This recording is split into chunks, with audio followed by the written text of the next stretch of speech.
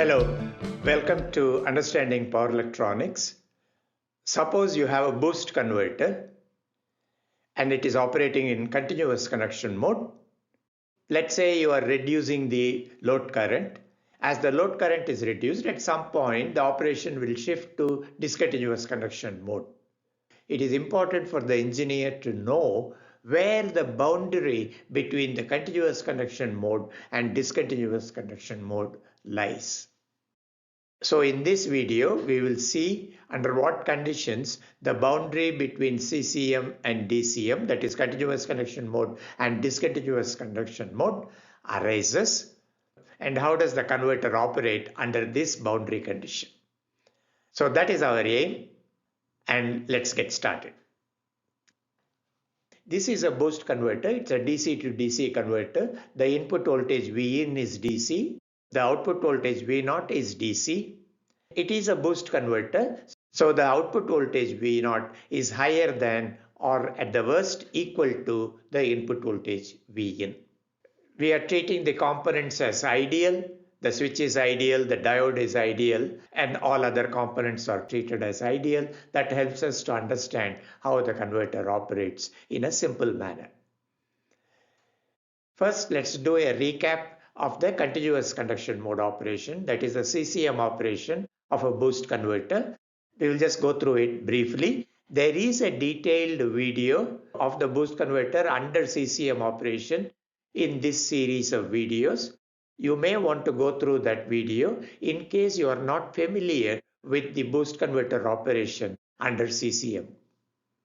We will see three waveforms: VL, the inductor voltage waveform, IL, the inductor current waveform, and ID, the diode current waveform. TS is the period of switching of the switch. T on is the on interval and T off is the off interval. We assume that the circuit has been operating for a while and it has reached steady state. This shows the inductor voltage waveform. When the switch is on during T on interval, the inductor is directly connected by the switch across the source, so the inductor voltage will be Vin. When the switch is off, the current goes through the diode, so the inductor voltage will be Vin minus V0. The diode is taken to be ideal.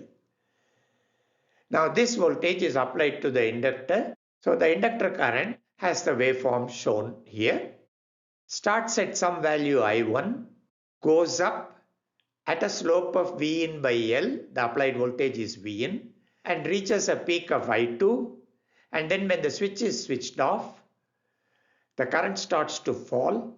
It falls at the rate of Vin minus V0 by L. The applied voltage across the inductor is Vin minus V0, and it returns to I1 at the end of the cycle.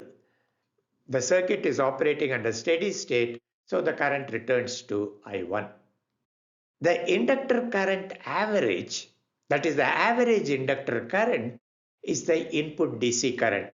Here the inductor is connected on the input side and the average inductor current is the DC input current. So IL average equals IN. I have used capital I in IN to indicate that it is the DC current or the constant part of the current. It is not varying with time. Now we will reproduce here two results from the continuous conduction mode analysis of the converter. One is the voltage ratio, V0 by Vin. By applying volt-second balance to the inductor voltage VL, we can obtain V0 by Vin. And if we do that, we will get V0 by Vin is 1 by 1 minus D. The duty cycle range is between 0 and 1. As D varies from 0 and goes towards 1, the output voltage will start from input voltage and go upwards. We have assumed the converter to be ideal. That means there is no power loss inside the converter. The input average power equals the output power. That means Vin IN, the DC input voltage times DC input current, equals V0 I0, the DC output voltage times the load current.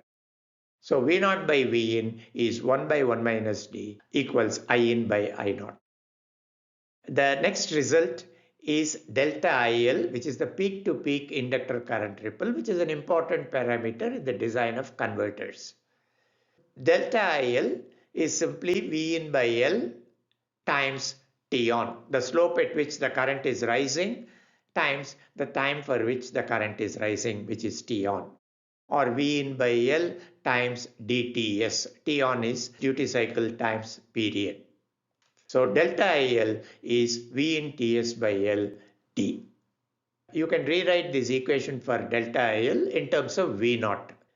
As you can see, V in is V naught times 1 minus D. So I can substitute V naught times 1 minus D for V in. And when we do that, we will get delta IL equals V naught TS by L D times 1 minus D. Both these are equations for a delta IL, one in terms of V in, the other in terms of V naught.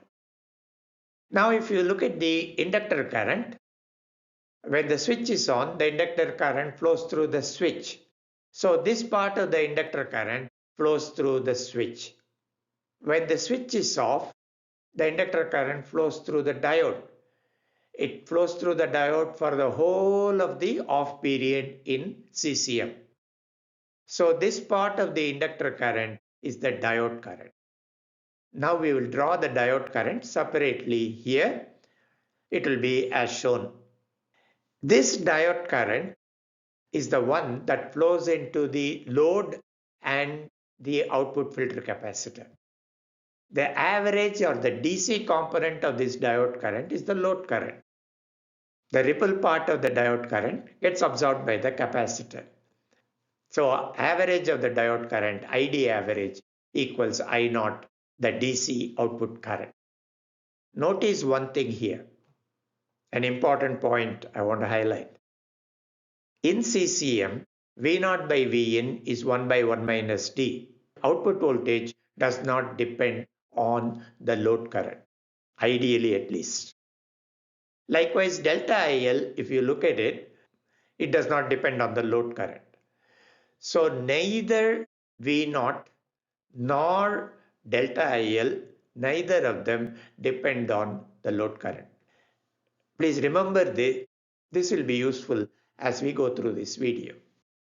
Next, we will see the operation of the converter under boundary conditions. We'll first see how the boundary arises, then we will see the operation under boundary condition. I will call this I in as I in 1. In other words, it is one particular input current and the corresponding output current is IO1. I have reproduced those two equations here. First is for V naught by V in, the second is for delta IL. Now we will reduce the load current. As the load current is reduced, the input current will go down. After all, I in by I naught is a fixed ratio 1 by 1 minus D. So as I naught goes down, the input current also goes down. So as we reduce the load current, I in 1 will go down to I in 2 as shown. The inductor current waveform will come down as shown. Notice that the inductor current wave shape remains the same. Delta IL has not changed. V in has not changed. V naught has not changed. So the slope V in by L has not changed. The slope V in minus V naught by L has not changed. The DC current I in just comes down. An important point here. When the load current changes, when the load current is reduced, the circuit will undergo a transient and then settle into a new steady state. Under that new steady state, the new IL waveform and the IN waveform will look like this. So this IN2 is plotted after the new steady state is reached. We are not interested now in the transient part. Now this part is the diode current, and as you can see, diode current has changed and the new diode current will be as shown in this yellow curve. So the new output current is IO2, which is the average of the diode current. IO and IN correspond to each other. And the ratio between In and I naught is 1 by 1 minus t. Now we will reduce the load current even further. The input current also will go down. The inductor current will go down. And the inductor current at some point is going to look like this. Again, the peak-to-peak ripple current has not changed. The slopes of the inductor current, the upward slope of the inductor current and the downward slope of the inductor current, they have not changed. Just the average inductor current or the DC input current has come down to a new value I in 3. Again, this occurs after a transient. This part of the inductor current is again the diode current, that is the orange curve, and the average of this is IO3. We have reduced the load current from IO1 to IO2 and then IO2 to IO3. The input current correspondingly goes down from I in 1 to I in 2, I in 2 to I in 3. If you notice the inductor current corresponding to I in 3, the inductor current comes down to 0 just at the end of the T-off interval, just at the end of the cycle, and then immediately the switch is switched on and the inductor current goes up again. The inductor current just touches 0 at the end of the cycle. If you take a look at the diode current comes to 0 just at the end of the T-off interval. You cannot reduce the load current below IO3 and expect the operation to be in CCM. If the inductor current with the ripple goes down, we are expecting the diode to conduct in the reverse direction, which it cannot do. So IO3 is the minimum load current at which continuous conduction mode can occur. Below this, the operation will shift to discontinuous conduction mode, which we will see in a later video. So IO3 equals IOB is the boundary output current. I in 3 equals I in B equals boundary input current. When IO is more than IOB, the operation is in continuous conduction mode. When IO is less than IOB, the operation will be in discontinuous conduction mode, which we will go through in a later video. Next, we will derive an equation for the CCM DCM boundary. We will reproduce the waveforms here. VL waveform is as shown. IL waveform and the ID waveform, I have increased the amplitude so that the waveforms are more clearly visible. So when the switch is on, the inductor current starts from 0, goes up at a slope of V in by L, reaches a peak IP, and then when the switch is off, the inductor current flows through the output diode and the inductor current falls at the rate of V in minus V naught by L. And under boundary condition, the inductor current hits 0 right at the end of the cycle. That is the main thing in the boundary operation. It comes to 0 at the end of the cycle and immediately the switch is switched on and the current again builds up from 0. The average of this inductor current is I in. This is the I in B, the boundary inductor current. This part of the inductor current flows through the diode. So the diode current waveform will be as shown here in the orange waveform. The current is 0 when the switch is switched on. When the diode conducts, it jumps to IP and then the current comes down to 0 at the end of the cycle and then again stays 0 throughout the next T-on interval. The average of the diode current is IO, the output current. Here it is the IOB, boundary output current. If the load current is more than IOB, it is CCM. If less than IOB, it is DCM. Likewise, if the input DC current is more than I in B, the operation is in CCM. If the DC input current is less than I in B, the operation is in DCM. First, let us find I in B. V naught by Vn equals I in by I naught equals 1 by 1 minus D. Delta IL, the peak-to-peak ripple current, is V in Ts by LD equals V naught Ts by LD 1 minus D. I in B is the average of the inductor current, IL average. That average is 1 over Ts times the area of this triangle. And that will be 1 over Ts half delta IL times Ts. Delta IL is V in Ts by LD. So I can substitute for delta IL here, and then Ts and Ts will cancel, and I in B will be V in Ts by 2LD. Very simple equation. Now we can find I naught B from I in B. We can of course find I naught B directly by averaging the ID waveform. We will do it by using the power balance equation. So V naught by V in equals I in by I naught. So I naught equals V in by V naught times I in. So I naught B equals I in B times V in by V naught. V naught by V in is 1 by 1 minus D. So V in by V naught is 1 minus D. So I naught B will be V in Ts by 2L D, that is I in B, times 1 minus D. So we have got the two boundary equation. I naught B is the boundary output current, I in B is the boundary input current corresponding to the same boundary condition. So the IOB depends on the duty cycle. Besides, it depends on V in. If the V in is larger, IOB will be higher. IOB depends on the TS.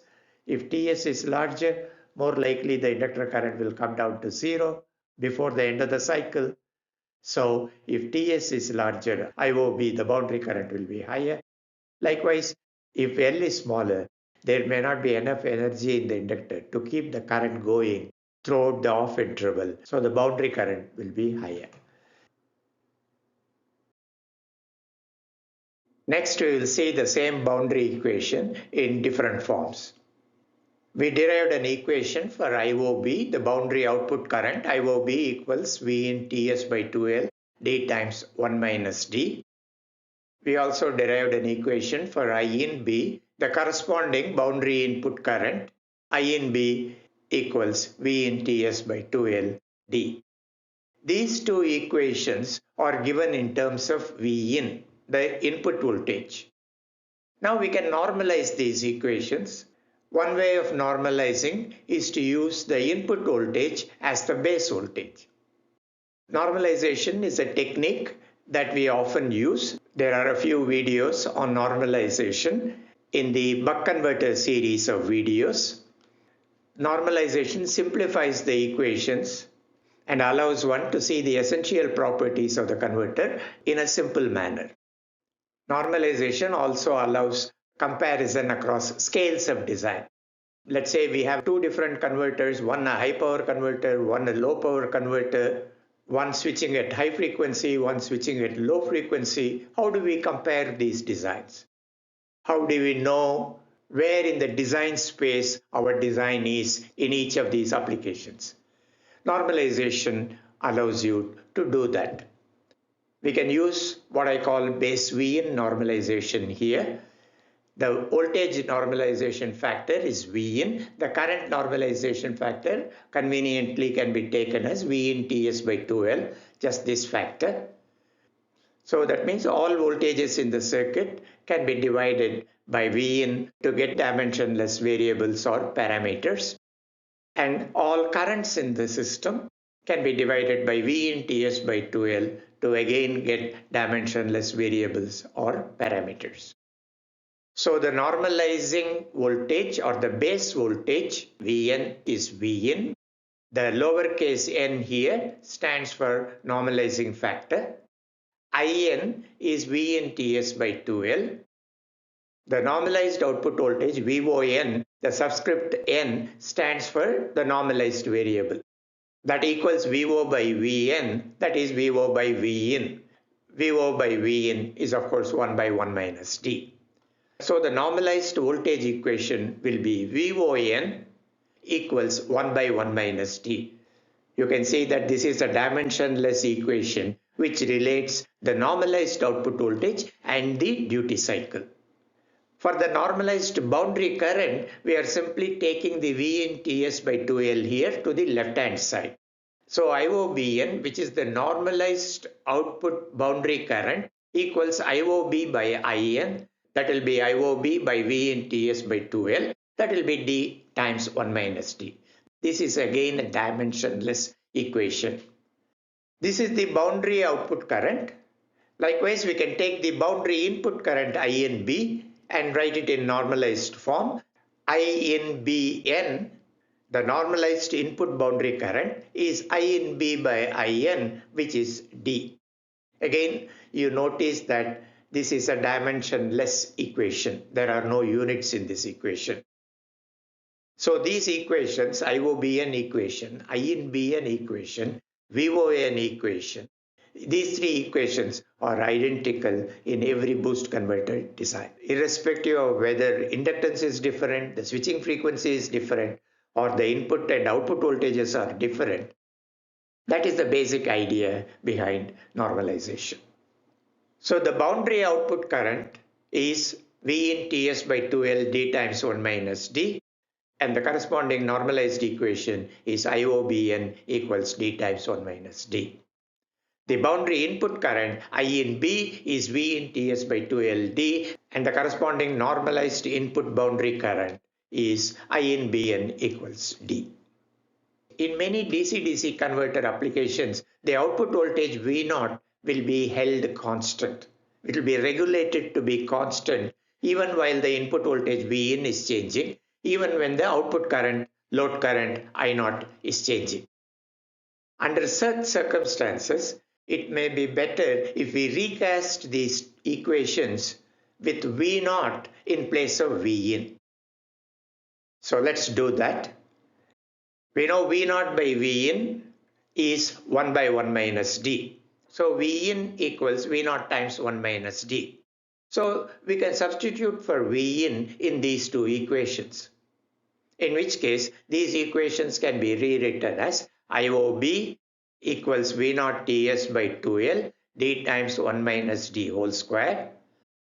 Likewise, we will get I in B equals V0 Ts by 2L D times 1 minus D.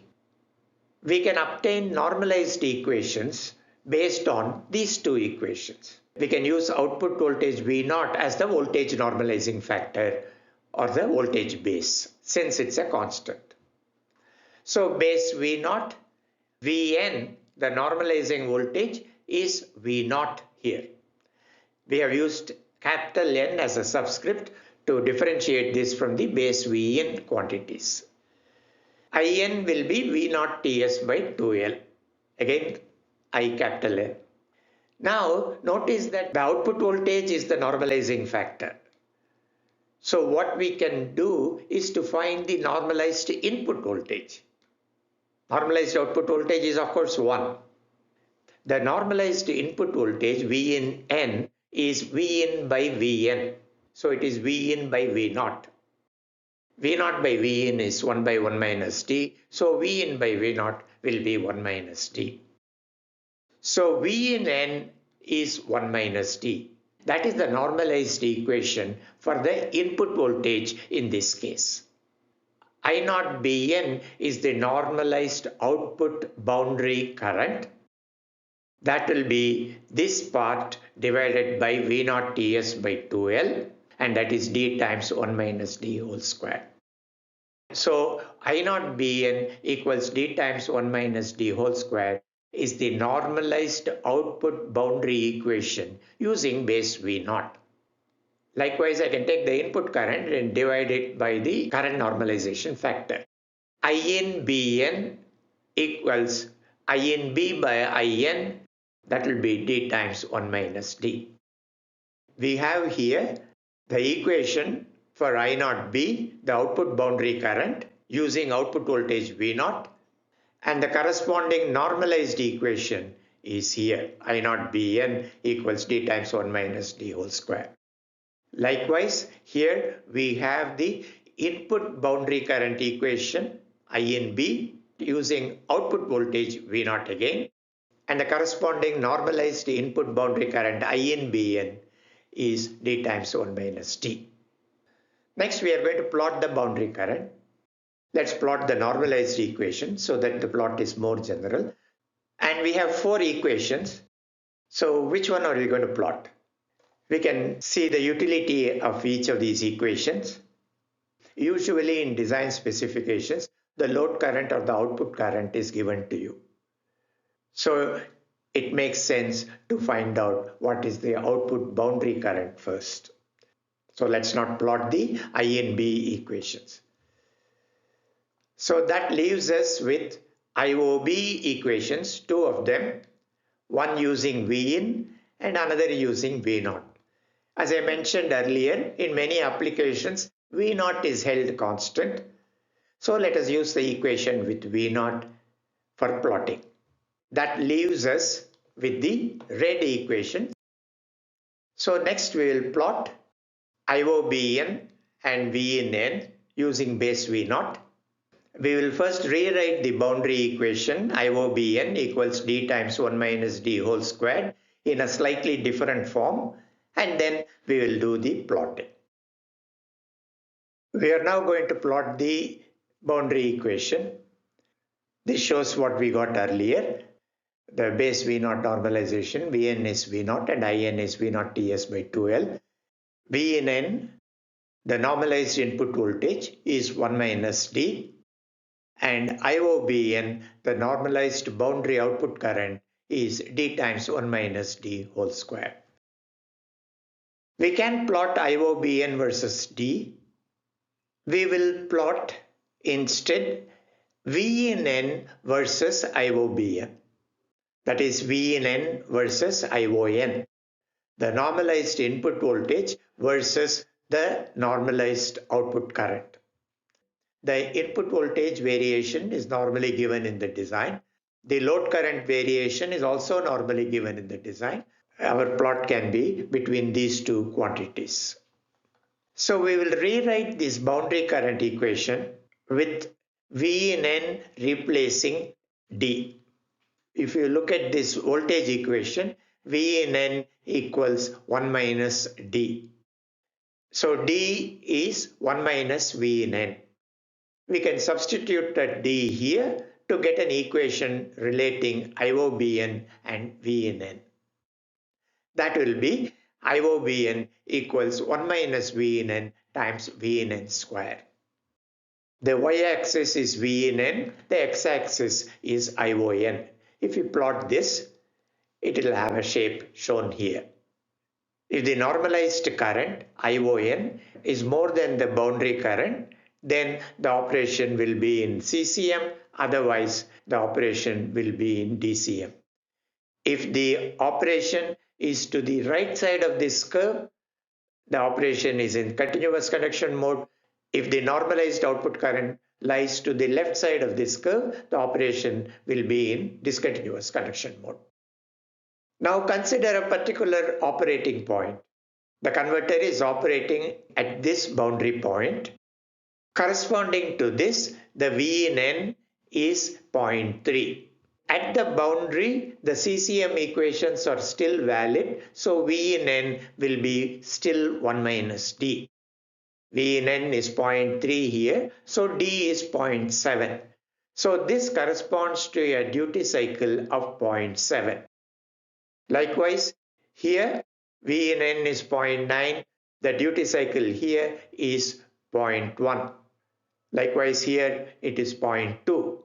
The V in N is 0.8, the duty cycle is 1 minus 0.8, 0.2. Here 0.3, 1 minus 0.7, 0.4, 1 minus 0.6, 0.5, 0.6, 0.7, 0.8, 0.9. At this boundary operating point, the boundary current has the maximum value. If the normalized output current is above this value, it will always be in CCM. So this represents the maximum boundary current value. In order to find the values of V in N and ION at the maximum boundary current point, we can take this equation and differentiate it with respect to V in N. So maximum IOBN occurs when DIOBN by dV in n equals 0. Doing that differentiation, we can write minus 1 times V in n square plus 1 minus V in n times 2V in n equals 0. And then solving for V in n, you will get a solution corresponding to this point, V in n equals to 0, which we can ignore. We want this point solution, and that is V in n equals 0.6667. And if you take that V in n and plug it into this equation, you will get the IOBN maximum. So IOBN maximum equals 0.1481. We saw already that the duty cycle D is 1 minus V in n. V in n is 0.667. So duty cycle is 0.333. So the maximum boundary current occurs at D equal to 0.333. The corresponding normalized maximum boundary current is 0.148, and the corresponding input normalized voltage is 0.667. Next, we will add the CCM characteristics onto this graph. The CCM characteristics is this V in n equals 1 minus D. Notice that this equation is the same as V naught by V in equals 1 by 1 minus D, the gain equation of the boost converter. Also, this equation is valid both under boundary condition and CCM condition. This is a simple equation, essentially V in n equal to constant, that is Y equal to constant. So this will be a horizontal line in the CCM region of the converter operation. So when V in n equal to 0.9, the corresponding duty cycle will be 0.1, and the line will be horizontal, and as the current reduces, the horizontal line will stop at the boundary, will not extend into the DCM region. This equation is not valid under DCM operation. Likewise, when V in n equal to 0.8, the corresponding duty cycle will be 0.2, and we can plot that. Likewise, when V in n equal to 0.7, the corresponding duty cycle will be 1 minus 0.7, 0.3, and that is as shown. Likewise, you have the CCM characteristic line for D equal to 0.4, D equal to 0.5, 0.6, 0.7, 0.8, 0.9. This set of horizontal lines give the operating characteristics of the converter under CCM condition. Next, we will see a simple example to illustrate some of the ideas that we have learned. In a boost converter, V in is 48 volts, V naught is 120 volts, Fs is 80 kilohertz, and I naught maximum is 12 amperes, I naught minimum is 6 amperes. C, the capacitor, is considered high so that the output voltage can be treated as ripple free. Determine L minimum such that the operation is always in CCM. So if we ensure that the operation is in CCM at 6 amperes output current, it will definitely be in CCM at higher currents, including at 12 amperes. The switching period Ts is 1 over Fs, that is 12.5 microsecond. V naught by V in is 120 volts by 48 volts, that is 1 by 1 minus D. We can solve for D, D is 0.6. So the duty cycle of operation is 0.6. For CCM operation, the output current IO should be more than the boundary current IOB. And IOB, we just now derived the equation, equals V naught Ts by 2L times D times 1 minus D whole square. We are taking the version with output voltage V naught. So I naught minimum equals 6 amperes must be more than I naught B. We can substitute for the values of V naught Ts D and write the expression for I naught B. We do not know L yet, and we can solve for L. So we take the L to the left hand side and 6 amperes you are bringing it to the right hand side. So L must be greater than or equal to L minimum, which is this quantity. We can evaluate this quantity and it is 12 microhenry. So the minimum inductance that you need to ensure CCM operation always is 12 microhenry. Because of component non-idealities and component tolerances, we may require higher value than 12 microhenry, maybe 15 microhenry. So if we use L equal to 12 microhenry, under ideal condition, exactly at I naught equal to 6 amperes, the operation will be in the CCM DCM boundary. Next, we will normalize these operating points and plot them on the characteristic curves. The specifications are reproduced here. Ts is 12.5 microsecond. D, we have determined it to be 0.6. L equals L minimum equals 12 microhenry. We are assuming that we are using the inductor as calculated. We are not providing any safety margin. We are going to use base V0. So Vn, the normalizing voltage or the base voltage, is V0 equal to 120 volts. In, the normalizing factor for current or the base current, is V0 Ts by 2L. V0 is 120 volts. Ts is 12.5 microsecond. L is 12 microhenry. And we will get 62.5 amperes. V in N, the normalized input voltage, is V in by Vn, that is V in by V0, that is 0.4. ION maximum, normalized maximum output current, is IO maximum divided by IN, that is equal to 12 amperes divided by 62.5 amperes, that is 0.192.